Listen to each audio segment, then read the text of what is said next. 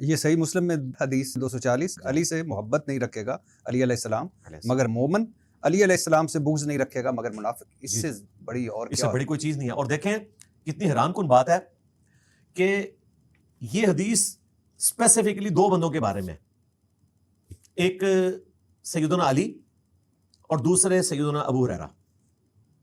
اور کتنی حیران کن بات ہے، حضرت ابو ہریرہ کے بارے میں نبی اسلام نے فرمایا کہ ابو ہریرہ اور اس کی ماں سے صرف مؤمن ہی محبت رکھے گا۔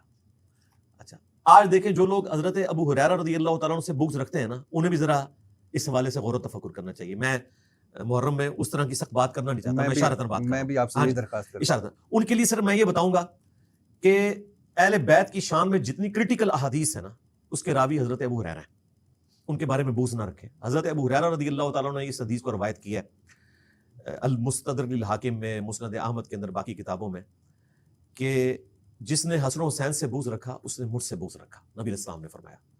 پھر المستدرک للحاکم میں اور مسند ابی یعلا میں یہ حدیث موجود ہے۔ ابو ہریرہ کہتے ہیں رضی اللہ تعالیٰ عنہ، نبی علیہ السلام نے اپنی وفات سے چند دن پہلے ایک خواب دیکھا کہ بنو حکم، بنو امیہ کے بندر میرے ممبر پر اچھل کود رہے ہیں، پھر آپ وفات تک مسکرائے نہیں ہیں، اس غم میں کہ آپ کے ممبر کے اوپر بنو امیہ کے بندر بعد میں مسلط ہوں گے۔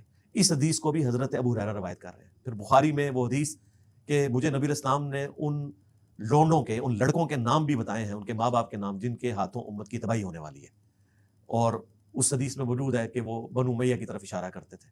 تو حضرت ابو ہریرہ عاشق اہل بیت تھے۔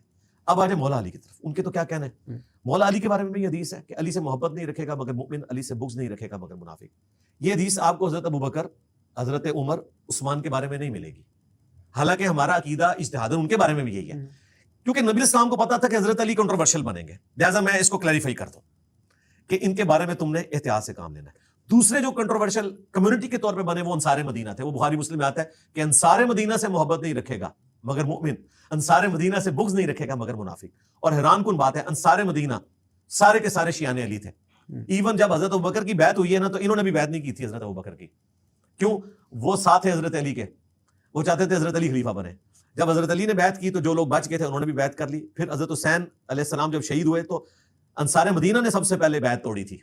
تو انصار مدینہ ہمیشہ شیعان علی رہے، اور نبی اسلام نے ان کے بارے میں فرمایا، بخاری مسلم میں حدیث ہے، انصار میں اپنی وفات کے بعد بارش کے قطروں کی طرح تمہارے اوپر فتنے گرتے ہوئے دیکھ رہا ہوں، میرے بعد صبر کرنا یہاں تک کہ حوض کوثر پہ مجھے آ کے ملنا، میرے بعد اور لوگوں کو تم پر ترجیح دی جائے گی، حالانکہ تم نے اسلام کو مضبوطی دی لیکن ترجیح اور لوگوں کو دی جائے گی، تم نے صبر کرنا ہے، حوض کوثر پہ مجھے آ کے ملنا ہے، وہاں پہ انشاءاللہ تعالیٰ اللہ تعالیٰ تمہیں بدلا دے دے گا۔